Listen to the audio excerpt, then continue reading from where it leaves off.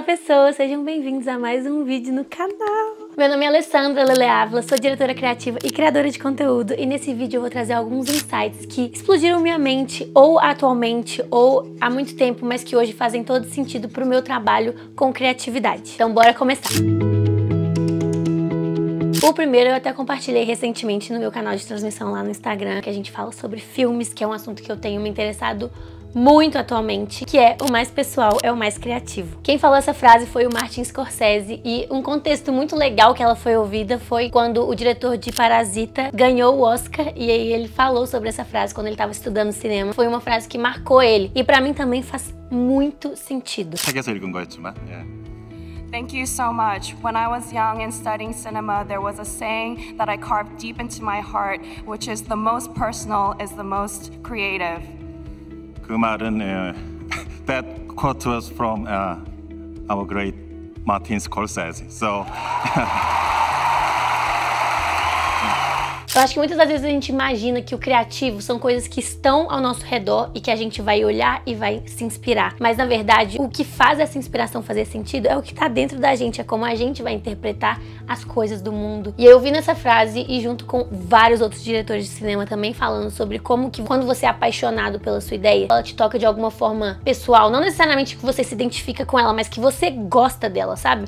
Isso é o seu lado criativo e isso é a sua coisa diferente, que as pessoas vão olhar e elas vão ficar tipo, nossa, que incrível, sabe? Eu nunca imaginei algo assim. Pois é, mas essa pessoa imaginou e ela se esforçou pra trazer isso pra vida. Porque a gente tá realmente conectado com essa coisa. Quando a gente fala dela, a gente fala com paixão, com vontade, a gente quer desenvolver essa ideia. E eu acredito que tenha sido tipo isso que o diretor de Parasita quis dizer trazendo essa frase pro Oscar. Provavelmente, aquela história que ele trouxe no filme de Parasita era algo que para ele fazia todo sentido. E trazer isso para um filme e contar essa história e ganhar um Oscar por causa disso demonstra como que o que ele traz de pessoal para dentro do trabalho dele faz com que seja diferente, criativo, único. Aprenda fazendo. Tava arrumando pra gravar esse vídeo e ouvindo a masterclass do David Lynch, que é um diretor de cinema, e ele falou exatamente isso, learn by doing. E esse insight ele é meio revoltante, porque a sensação é que você precisa saber pra fazer. Às vezes dá medo de pegar uma coisa maior do que eu já sei fazer e não dar conta, sabe? Isso é uma coisa que, ouvindo pessoas incríveis que fazem filmes, longas-metragens, conseguem aprender enquanto fazem o filme, é inspirador demais. E é isso, muitos diretores às vezes nem sabem nada de equipamento, por exemplo, mas eles têm uma ideia, eles têm uma vontade de fazer e eles fazem. Enquanto eles fazem, eles vão mudando tudo. Vão mudando o roteiro, vão mudando a forma que foi gravado, vão regravar algumas coisas, porque faz parte do processo. E dá um pouco de medo realmente de você pegar e fazer sem sentir que você sabe de fato, mas todo mundo tá fazendo isso. Todo mundo, todas as pessoas que você admira fazem exatamente assim. Então esse é um insight que eu acho muito importante, assim, da gente sempre lembrar que tá todo mundo aprendendo enquanto faz. E fazer é um dos maiores aprendizados que a gente pode ter. E eu consigo ver isso na minha prática mesmo. Eu nunca fui uma pessoa muito técnica, eu comecei fazendo com o que eu tinha. Eu não sabia nada de iluminação, eu nunca tinha estudado realmente. E aí fui desenvolvendo conhecimentos. E mais uma coisa que não é necessariamente um insight, mas quando a gente tem um projeto maior e a gente tem verba, né, a gente pode chamar pessoas que às vezes compensam no que a gente não sabe. Então, também, se isso for acalmar o seu coração, não precisa saber fazer tudo. E aí o próximo insight é esse livro aqui, O Ego é Seu Inimigo. E o insight é esse, o ego é o seu inimigo. Uma coisa que eu vejo em pessoas que têm tendências criativas e referências muito incríveis, né? Que estudam fotografia, que estudam cinema. Muitas das vezes é muito difícil para essa pessoa aceitar que ela vai ser ruim no início. E aí a ignorância é uma bênção, porque muitas das vezes as pessoas que não sabem nada, elas não têm conhecimento nenhum, elas têm muito mais facilidade de começar e serem ruins e aprenderem fazendo até chegar num ponto que ela é boa, sabe? E colocando aqui na realidade de muitos de vocês é aquela sensação de, nossa, eu faria muito melhor do que isso que eu tô vendo. Mas pegar pra fazer, nada. O ego é nosso inimigo porque é ele que faz com que a gente ache que a gente é maior do que a gente é. Quando você coloca o seu ego de lado e consegue entender que aquela pessoa, ela tá tentando, que ela tá começando e que se você fosse começar também não seria perfeito, você vai conseguir não só se inspirar muito mais nas outras pessoas de diversas formas, como também você não vai ter aquela sensação de autocrítica tão dura. Porque esse julgamento que você coloca pra fora é o julgamento que você coloca dentro do seu trabalho como aprendiz. Então eu recomendo que vocês leiam esse livro aqui e recorram a ele todas as vezes que vocês sentirem que o ego atrapalhou. E esse aqui é quase um outro insight, mas ele é ainda dentro do ego é seu inimigo, que é se coloque em lugar de aprendiz sempre. Saber se colocar nesse lugar e saber que as outras pessoas todas têm muito a ensinar pra gente e a gente tem muito, muito a aprender ainda. Sempre vai trazer benefícios pro nosso trabalho. Além de conseguir muito respeito das outras pessoas também, porque a gente respeita elas e o que elas têm a dizer. E isso te leva a lugares inimagináveis. Porque todo mundo tem seu próprio ego. Então quando você trata as pessoas com respeito, quando você quer aprender com elas, elas vão se sentir bem, queridas, interessantes. Vai alimentar o ego delas ali. E não necessariamente fazendo isso de uma forma estratégica, né? Mas essas pessoas vão querer te ter por perto, porque você valoriza elas, entendeu? Então, tudo isso, quanto menos ego, melhor pra você. Agora, um insight que eu tirei desse livro aqui, que eu amo, que é o Roube como um Artista, que inclusive vale muito você ter na sua casa pra recorrer sempre também. Quando o assunto é trabalho criativo, limitação é liberdade. Eu li essa frase e ela me lembrou de algo que eu sempre penso, mas ele traz de uma outra forma, então eu vou trazer as duas aqui pra vocês pensarem. No livro ele coloca aqui esse insight como uma maneira de superar bloqueios criativos, que é algo que todo mundo enfrenta sempre. E o bloqueio criativo realmente está muito atrelado com a gente não saber por onde ir, o que falar, por onde começar. Então o livro sugere que você coloque as suas próprias limitações para conseguir criar. Componha uma música no intervalo de almoço, ou seja, uma limitação de tempo. Ou pinte um quadro com uma cor só. Uma limitação criativa, né, que você vai ter que criar dentro dessa regra. E esse é um insight muito legal, que também apareceu para mim ouvindo a masterclass do Michael Lewis, que é um escritor, e ele falou sobre bloqueio criativo, e uma forma que ele faz para contornar é sempre fixar um início e fixar um final da história. E às vezes esse final da história sendo exatamente o início, só que um pouquinho diferente, sabe? Então meio que a história ela circula e volta para o mesmo lugar. The broad meta hack is that if you think about your beginning and your ending when you start, it's amazing how a lot of this stuff starts to tell you how to lay the story out. Isso é uma construção de narrativa comum, né, que a gente vê em filmes, em livros. E aí ele começa dessa forma e escreve esse meio, e aí enquanto ele tá escrevendo esse meio, talvez ele mude o início, ou talvez ele mude o final, porque ele vai ali criando no processo e fazendo, e quando você vai fazendo, você vai descobrindo o que dá pra melhorar, o que dá pra ser diferente, o que funciona, o que não funciona. E por isso que eu também sinto muita facilidade de trabalhar com briefing, com marcas, e são os meus momentos também que eu sinto que eu tenho maior criatividade quando a marca me manda um briefing do que ela quer fazer, mas ela não me manda roteiro, ela me manda uma ideia. Isso me ajuda muito a fazer uma ideia que faça sentido com aquele objetivo final, mas também que seja criativa e única em mim. E assim, às vezes falta pra gente só criar nosso próprio briefing, nossas próprias limitações, no caso, definir alguma coisa que exclua muitos temas pra gente poder desenvolver esse daqui. E às vezes a gente vai chegar no final também e a gente nem quer falar sobre isso mais, não ficou bom, ou esse assunto nem interessa muito a gente. E aí a gente pega e descarta essa ideia. Mas o importante é a gente sempre ir fazendo isso até chegar nas ideias que fazem mais sentido pra gente de fato chegar, captar e postar. E agora o meu insight sobre limitações, que é algo que passa na minha cabeça com muita frequência, que às vezes a limitação que a gente tem é exatamente o nosso diferencial. Eu assisti Amores Expressos do Wong Kar-wai recentemente, e o filme começa com uma cena de perseguição em step printing, que é um efeito que deixa tudo arrastado assim. E aí, indo procurar mais sobre o diretor, eu caí num vídeo que ele tava falando sobre as limitações de gravar em Hong Kong, que eles não tinham permissão para gravar em basicamente lugar nenhum. Isso impedia que eles pudessem usar equipamentos, eles não poderiam trazer iluminação artificial para montar a cena que eles queriam. We shoot with like the step printing. When you are shooting with existing light and you don't have a lot of light sources, the only way you have to shoot it with a fast speed of negative, and then you have to like turn your shutter speeds from 24 frames. Normally it's 24 frames per second. We just slow it down to 12 frames. That means it allows the exposure longer, and so we can deal with these situations. But later on, we use it organically and it become our style. Então vamos supor que realmente esse efeito aconteceu só porque eles tinham uma limitação para gravar, e foi exatamente isso que deu o filme um tom artístico. Isso construiu a imagem do filme que a gente tem, e também a assinatura desse diretor. E às vezes a sua coisa única, criativa, a sua assinatura vem exatamente da coisa que você não tem e precisa achar uma solução para fazer acontecer. E aí fica um monte de gente tipo, nossa, mas eu não tenho isso e aquilo, não tem equipamento. Mas e se gravar de celular foi exatamente o que vai te diferenciar das outras pessoas? Isso não é incrível? Você não acha isso inspirador? E aí eu vou dar o meu exemplo pessoal, que no início da minha criação de conteúdo, eu também acabei viralizando por conta dessas soluções criativas para coisas que eu não tinha. Um dos vídeos virais lá do meu início, vou colocar ele aqui do lado, foi eu descendo pro pilotis do meu prédio com um fundo azul e jogando um pano pra cima enquanto eu gravava essa cena, com luz natural, o pano preso na grade da quadra, gravando o vídeo do celular e tirando print. Essa foi minha foto. E isso foi meu diferencial na época pra virar uma criadora de conteúdo, a criadora de conteúdo que eu sou hoje. Hoje eu tenho câmera, hoje eu tenho luz, hoje eu tenho várias coisas. Não que eu tenha tudo, eu ainda tenho várias limitações, mas na época eu tinha muito mais. E foi exatamente as limitações que eu tinha e mostrando os bastidores dessa limitação e como que eu tava usando a criatividade pra fazer a minha ideia acontecer, que me trouxe meus 100 mil seguidores que eu tenho na rede vizinha. Então, limitação é liberdade e talvez limitação pode ser identidade. Nossa sensibilidade é nosso superpoder. Essa daqui vai especialmente para as pessoas mais sensíveis. Muitas das vezes as pessoas que são criativas mesmo, artistas, são pessoas sensíveis. E isso é algo muito poderoso que a gente pode explorar no nosso trabalho de diversas formas. Tanto no conteúdo, o que você vai falar, se ele vai ser algo introspectivo, que vai tocar as pessoas porque elas se identificam com aquilo que você está trazendo, mas também a nossa sensibilidade de saber dizer se tá bom ou se não tá. Se as escolhas que a gente tá fazendo fazem sentido pro que a gente quer mostrar no final das contas. A gente nunca vai saber de tudo e a gente nunca vai ter certeza de nada também.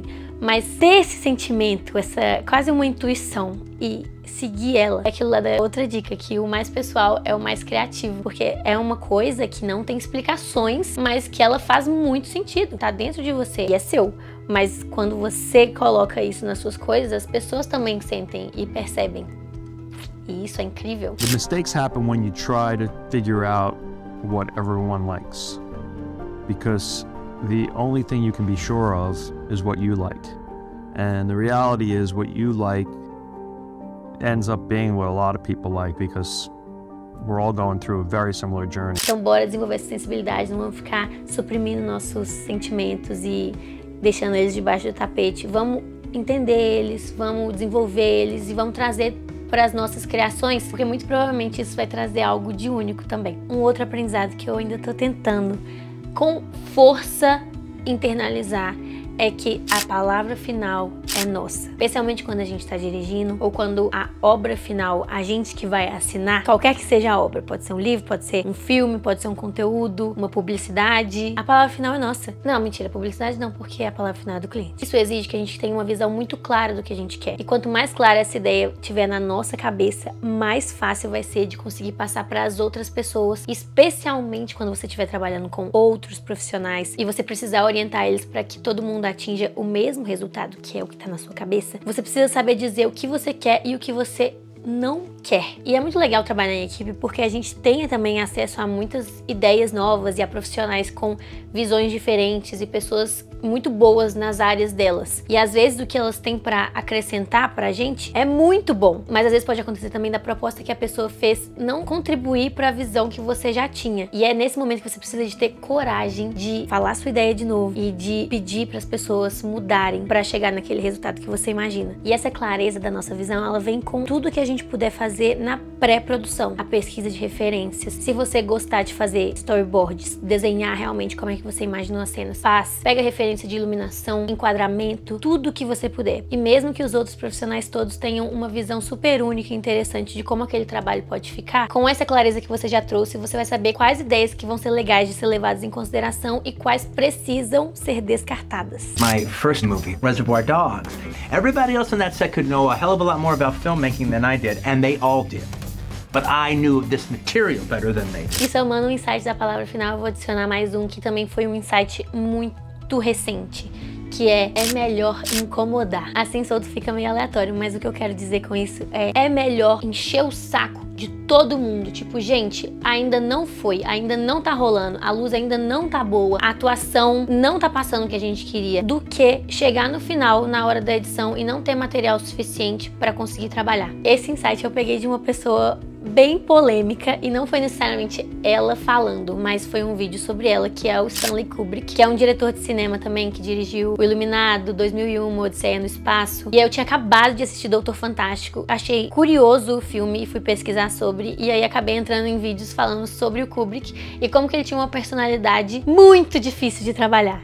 Era um diretor conhecido por colocar os atores pra fazer as cenas 150 vezes, pra conseguir fazer a cena exatamente como ele imaginou. The infamous blood elevator scene took only 3 takes, but each took 9 days to set up. A shot of a tennis ball rolling toward Danny required 50 takes. The most notorious example, however, is the scene where Duvall's character backs up the stairs with a baseball bat, moving away from Nicholson, allegedly taking 127 takes. Uma curiosidade, inclusive, sobre Doutor Fantástico é que mesmo o filme sendo em preto e branco e ele já tinha a intenção de ser em preto e branco desde o início, ele fez questão que a mesa do salão fosse verde, porque ele queria que parecesse que aquelas pessoas estivessem brincando com o destino do mundo. E assim, ele é um exagero, né? Não acho que são atitudes para se inspirar a ferro e fogo, mas uma coisa que eu aprendi ouvindo isso e vendo basicamente a filmografia dele inteira nos 250 filmes mais bem avaliados de todos no IMDb, me fazem pensar como que quando a gente tem essa visão clara do que a gente quer, a gente precisa fazer isso acontecer, nem que seja repetir várias vezes, regravar alguma coisa, porque no final esse trabalho é nosso e ele precisa transmitir o que a gente gostaria de passar em primeiro lugar, senão por que a gente fez esse trabalho, né? E eu admito que mesmo achando ele paia, pra não falar um palavrão, isso me inspirou muito e me fez rever também os meus trabalhos e como eu conduzo eles e o que eu espero deles no final, sabe? Ser uma pessoa com um nível de exigência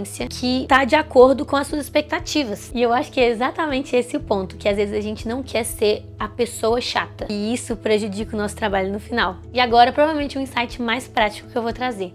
Corta tudo que for excesso. Esse não é um insight novo pra mim, esse é bem antigo e eu já aplico nas minhas coisas há muito tempo. Na faculdade de publicidade eu tive aula de produção audiovisual e quem editava todos os trabalhos da faculdade era eu. Por necessidade, mas também porque eu gostava, sempre gostei. Sempre senti que é a edição que dá o ritmo pro trabalho final, sabe? E aí, editando um dos trabalhos, o professor sentou do meu lado e ele falou: tudo que for excesso, que não estiver servindo pra narrativa, corta. Então qualquer momento de silêncio, um momento que demora de uma cena pra outra, corta tudo bem rente assim. Aí eu pegava, cortava, juntava e falava: tá bom. Aí ele: não, pode cortar mais.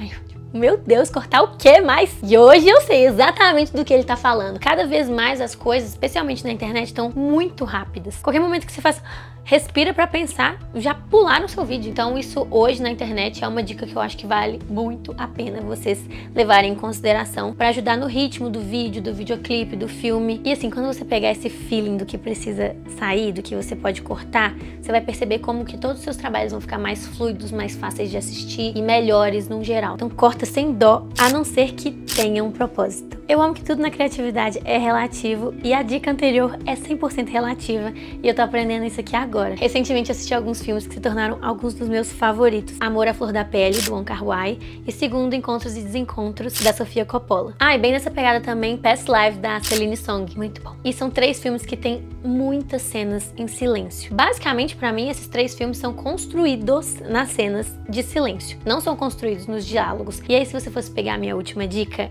de cortar tudo, você ia cortar simplesmente os momentos em silêncio, provavelmente. Mas nesses filmes não, eles se alongam.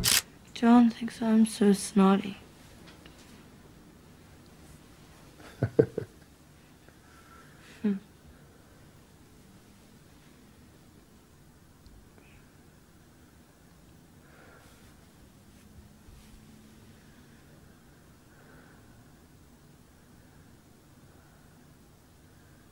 You're not hopeless. E o que eu percebi com isso é que se essas cenas vão ficar, que elas signifiquem alguma coisa. Pode ser um desconforto, pode ser um momento de compreensão, assim, daquele personagem, pra demonstrar solidão, pode ser pra gerar uma tensão. Então não é pra ser cortado, é pra deixar. Mas por quê? Porque ele serve pra um propósito, pra passar uma sensação ou uma mensagem pra quem tá assistindo. Então basicamente a lógica é essa: corta o que é desnecessário, mas mantém o que vai te ajudar a construir aquela narrativa. Mesmo que sejam coisas não convencionais, né, que geralmente as pessoas cortariam. Talvez pra você alongar aquela cena vai passar exatamente aquela sensação que você gostaria. The visualization of the movie was to always try to keep you off. Did you get my flowers? Keep the audience off balance. I felt that when he made that phone call, it was so painful. We shouldn't witness it. So the camera should track away, but not pan away. It should move completely to a hallway. And in the hallway, you think somebody's coming, but nobody's going to come. Nothing's going to happen. We're all alone. Okay. No, I'm gonna. Okay. Yeah, sure. Okay. E entender exatamente o que a gente quer passar com essa ideia, que vai definir esses propósitos, a razão pela qual as coisas estão na tela. Mas se você tá deixando coisas ali desnecessárias e que não servem para um propósito, corta. Tudo que te chamar atenção, se pergunta, como eu faria isso diferente? Eu achei isso muito legal, vi na Masterclass da Jodie Foster, que é uma atriz e diretora, e ela deixa bem claro que não é tipo, isso é ruim e aí eu quero deixar bom. Isso é muito bom, como eu faria do meu jeito? O que eu mudaria ali pra se tornar algo mais meu? E eu acho que começar a praticar isso de como eu faria, como seria o meu, vai ser o que vai te levar a fazer alguma coisa sua em algum momento. Então assim, tá assistindo um filme, adorou o filme, mas não gostou do final. Como você faria esse final? Pega, anota, escreve num caderninho de ideias. E aí quando a gente vai treinando isso, nós vamos ficando mais curiosos em relação à narrativa, à forma, ao tempo, à trilha sonora, porque a gente tá percebendo tudo e querendo entender o que ali a gente gosta, o que ali a gente não gosta e como que a gente mudaria pra ter um resultado que no final agradaria a gente. E eu achei esse exercício muito legal pra quem tem interesse em seguir na direção. Esse é um exercício sensacional. E aí que a gente vai descobrindo o que é nosso estilo e desenvolvendo meio que uma linguagem sua mesmo. E esses foram os meus insights recentes que tem passado pela minha cabeça, martelado elas. E eu espero muito que faça sentido aí também. Aproveita e me conta aqui embaixo se você gostou desse formato de vídeo, se eu devo trazer mais. É totalmente diferente pra mim, mas ao mesmo tempo eu gostei de fazer. E também pode sugerir nos comentários temas para próximos vídeos. Aproveita e curte esse vídeo aqui e se inscreve no meu canal. Beijo, até o próximo. Nossa, eu sinto que eu queria falar tanta coisa a mais, meu Deus. Eu não sei o que não, mas eu queria. Nossa, sou falante agora.